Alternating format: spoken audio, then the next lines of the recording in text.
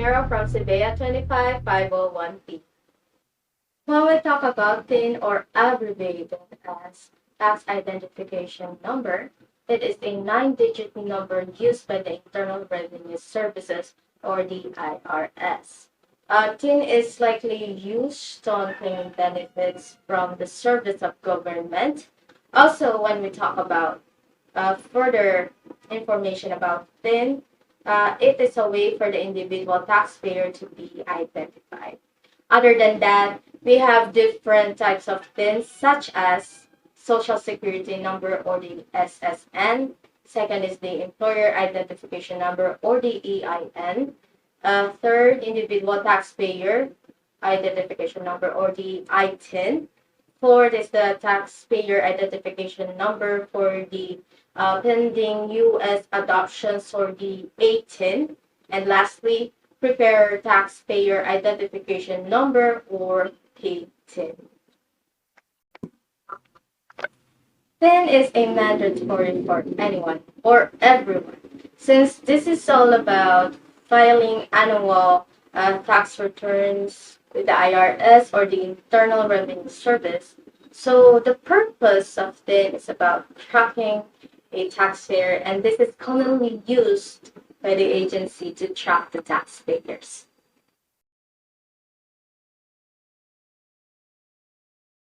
Good day, I'm Bellarmine Mendoza from CBET 25501P. To continue our topic about TIN, there's a question that, do we have to pay anything for the TIN?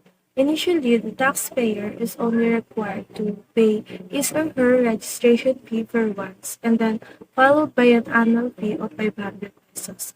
TIN ID is free and has no expiration date, and it can only be obtained on the designated location of your RDO or abbreviated as Revenue District Office. For example, if your company is in Mandaluyong, then you will only be able to get your RDO there.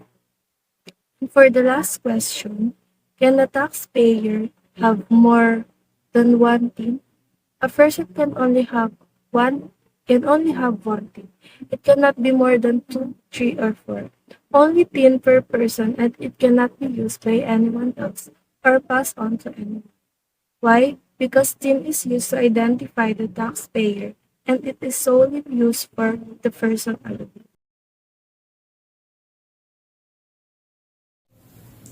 Good day, my name is Lynn Concepcion from the Group 2 and I will be discussing what is an income tax return or ITR. Income tax return is a form that taxpayers filed with the Bureau of Internal Revenue or BIR to report their income expenses and other important information such as profits arising from property, tax liability, and any refund for excess payment of taxes. It is essential to file an ITR because it can help you to easily apply for loans, credit cards, and even for visa applications. The people that need to file an ITR are individuals that are resident citizens who are receiving income inside and outside of the Philippines, non-resident citizens who are receiving income inside the Philippines, resident and non-resident aliens who are receiving income inside the Philippines. For the non-individuals, domestic corporations, foreign resident corporations, and partnership companies. The people who are exempted from filing an ITR are the citizens of the Philippines who are not physically present and with a definite intention to reside abroad, citizens of the Philippines who leave the Philippines during the taxable year to reside abroad, an individual citizen of the Philippines who is working and deriving income from abroad as an overseas Filipino worker, a seaman who is a citizen of the Philippines but receives compensation for services rendered abroad as an affiliate of a vessel engaged exclusively in an international trade. To avoid penalties, individuals that need to file an ITR should file on or before April 15. Good day everyone, I am Maria Alicia Tiebo and this is the continuation of our topic. We see withholding tax everywhere. in our payslip and savings account. Withholding tax return is the tax withheld from individuals receiving purely compensation income or from the customer payments. The collected tax is directly remitted to the BIR and it is done by the withholding tax agent. While information return is the mandatory form that third party use to notify government agencies and taxpayers about taxable payment. So it contains information about taxpayers but which does not state a tax liability. It must be filed. If this is not done in a timely manner or contains incorrect information, a taxpayer may be subject to penalties. This required to fill out the BIR Form 0619E for the first 2 months of the quarter and BIR Form 1601EQ for the last month of the quarter and BIR Form 1604E for every March 1 of due. In this form, the employer's or withholding tax agent or payer enters the amount of tax paid by the employees that was deducted from his salary. The difference of income tax return from a withholding tax return and an information return is the income tax return shall be filed by every resident citizens deriving compensation income from all sources or resident aliens and non-resident citizens with respect to compensation income from within the Philippines, while withholding tax return and information return shall be filed by every employer or withholding tax agent required to deduct and withhold taxes on compensation paid to employees. I am Robe Angdualia from CBET 25501P. When we say manual filing, it is the traditional submission method either by hand or typewriter, and those taxpayers perform complex calculations using mental arithmetic or a calculator. Additionally, one advantage of a manual file is that you will always have a backup of electronic data. eBIR stands for Electronic Bureau of Internal Revenue Forms. It is a service that allows taxpayers to file and pay their taxes online. So the use of eBIR forms by taxpayers will improve the BIR tax return data captured and storage, thereby enhancing efficiency and accuracy in the filing of tax returns. Because we know that technology has advanced to the point where almost all tasks are done online. So, instead of the manual process of filing tax returns, where taxpayers had to physically go to accredited banks or the local BIR office, taxpayers can now file and pay their taxes online. So let us discuss now the e-filing versus manual filing. Access at any time. So in e-filing, all your documents are uploaded on one platform and can therefore be accessed at any time. While in manual filing, unlike accessing physical records in times of emergency, can be as difficult as you will have a lot of digging to do when filing your tax. Next, simplicity of preparation. E-filing is the online portal will save of all your information, which makes it convenient for you to file your returns the next time as you can auto-populate from previous records. While in manual filing, when income tax returns are filed manually, which opens the risk of making errors, which in returns can result in massive tax liabilities. Tracking of status. When you file your returns online, the status of your return processing can be tracked with relative ease. Manual filing, the status of your returns is through postal services. Fewer errors in calculation. Tax calculations are error-free when you file your returns online. Manual filing of your income tax returns, you will have to compute the income and deductions along with the tax figures manually, which could result in errors. Faster refunds. Refunds are processed online in a quick and hassle-free manner. And while in a manual filing, processing in manual filing of returns is usually delayed. Revisions of errors, online filing of your income tax returns will allow room for revisions and reviews. The data can be changed easily. And file manually can only be revised if you file another physical form, which is a time-consuming and tedious process. Convenient submission. Online filing provides for convenient submission of the documents, while manual filing will mean waiting in a long queues in tax offices, which is again in a time-consuming process. Verification. Verification of your income tax return saves plenty time, and in manual filing, it requires to send the physical income tax returns, and it is also a time consuming. Electronic filing is the process of submitting tax returns over the internet using tax preparation software. It also allows for the secure and almost instantaneous transmissions of information between two parties. Furthermore, it allows taxpayers to file taxes online at their convenience and speeds up refunds while reducing errors. Now, let's talk about the benefits of electronic filing technology. So the most obvious benefit that electronic filing gives its users is speed.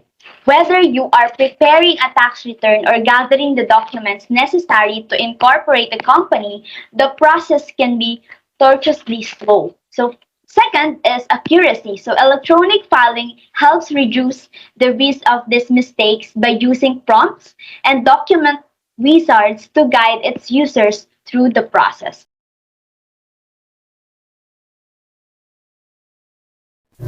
Payment system provides the channels through which funds are transferred among banks and other institutions to discharge payment obligations arising from economic and financial transactions across the economy.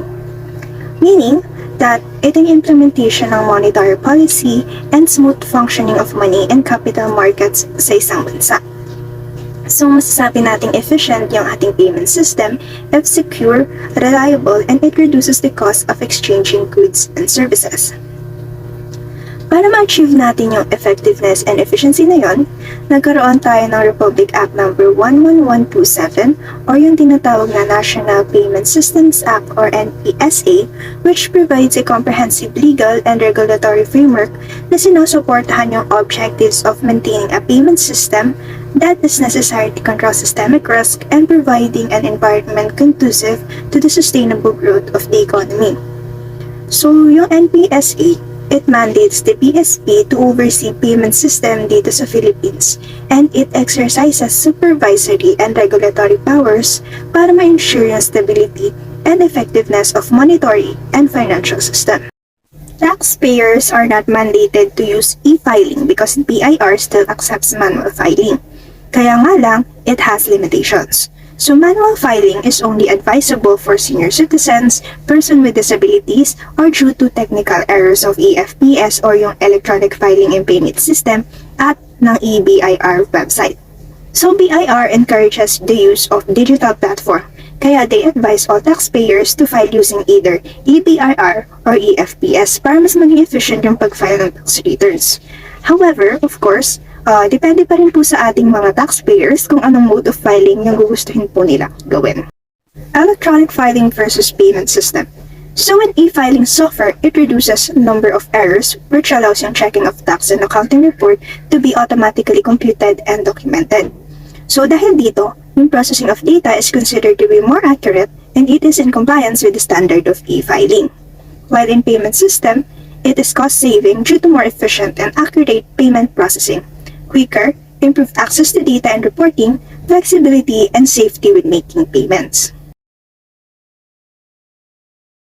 Good day everyone, my name is Apple Tresha Naragan and my topic is all about generally for regular income tax we follow a pay-as-you-file system. The Philippine tax system is based on the principle of voluntary compliance, that is, pay-as-you-file. However, for this to be effective in achieving high levels of compliance, tax law should be capable of convenient, effective, and just administration.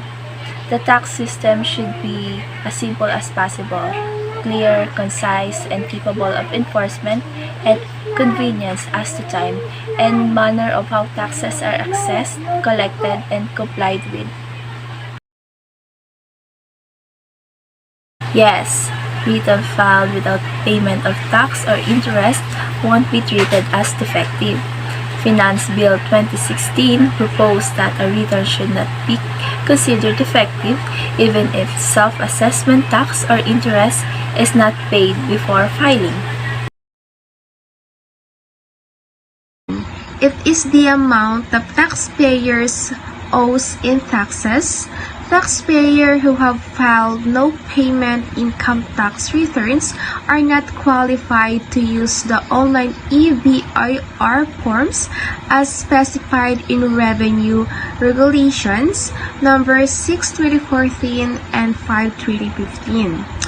As a rule, non-EFTS taxpayers with no tax due or no payment returns should file their income tax returns or ITR through the eBIR forms package. The annual return must be filed on or before the 15th days of April of each year, covering income for the preceding taxable year. 15 days from the deadline of filing or date of electronic filing, whichever comes later. Individuals earning self-employment, business, income, whether solely or in combination with employment or passive income not subject to final taxes, must file quarterly returns and a final adjustment return or annual ITR as follows. First quarter on or before May 15 of the current taxable year. Second quarter on or before August 15 of the current taxable year. Third quarter on or before November 15 of the current taxable year. And final adjustment return on or before April 15 of the next year. Before you start filing out forms and queuing in line at Philippine tax filing centers, you must first know what it is you are heading into. So without further ado, let's get started. So every taxpayer is assigned a Revenue District Office, or RDO for short, is a sector performing under a Bureau of Internal Revenue BIR, which is a very important function as it is responsible for keeping the records of taxpayers under its jurisdiction. So, why it is important to know where you are registered? In the Philippines, the BIR operates more than 100 revenue district offices. Even with such a large number of RDOs throughout the nation, each taxpayer is only assigned to one office. Each RDO maintains a record for the taxpayers who have registered with it. You can only view your information and do business with the office where you are actually registered. You should therefore be aware of your registration location and the RDO's associated code for your BIR transactions. So if you wish to file income taxes but have no residence in Philippines, worry not. Ms. Joyce Ramirez will address the issue and explain what you should do in detail. Good day everyone, I am Joyce N. Ramirez and this is the continuation of our topic. You file a tax return at the Office of Commissioner or Revenue District Office number 39, South Quezon City. If you don't have a legal residence or location of business in the Philippines, for example, if I am the taxpayer and I do not have a legal residence or my business does not have a legal location, I would go to the aforementioned office to file a tax return. This return shall be filed on or before the 15th day of April of each year, covering income for the preceding taxable year. Then, if you are non-resident or even authorized representative or personnel, you must file a tax treaty relief application or TTRA along with all necessary documentation and a claim for a refund of withholding tax that was paid if the regular rate of the tax code was used to determine your income rather than the treaty rates. Therefore, non-residents or for example, you're engaged in building or owning a business, then you are subjected to pay a final withholding tax. According to Tax Code Section 255, nature of violation, failure to make, file, submit, or any return, or supply correct information. At the same time, any unpaid tax balance shall be subject to assessment and collection of interest at the rate of 25% per year, or such higher rate as may be established by rules and regulation from the due date until the whole amount is paid. The penalties for filing tax return late depends on whether the filer owes money to the IRS or not. Luckily, to those do not debt with IRS are not penalized for filing late. And to those who owe taxes will face big penalty of 5% their unpaid tax bill for every month that the return is late, or shall be assessed and collected on any unpaid amount of tax, interest at the rate of 20% per annum, or such higher rate as may be prescribed by rules and regulations from the date prescribed for payment until the amount is fully paid. According to NIRC Section 249, from the date that is specified for payment until the amount is fully paid, interest at rate of 20% per annum or such higher rate as may be prescribed by rules and regulation shall be assessed and collected on unpaid amount of tax. Yes, the taxpayer may likewise be charged with a crime of perjury under the Article 183 of the Revised Penal Code, provides that the penalty for the crime of perjury is arrest to mayor in a maximum period of prison imprisonment from 4 months and 1 day and 6 months period. Pay on time, an individual can avoid a penalty by filing accurate returns, paying tax by the last date, and furnishing any information returns timely. If you cannot do so, you can apply for the time extension to file a payment plan.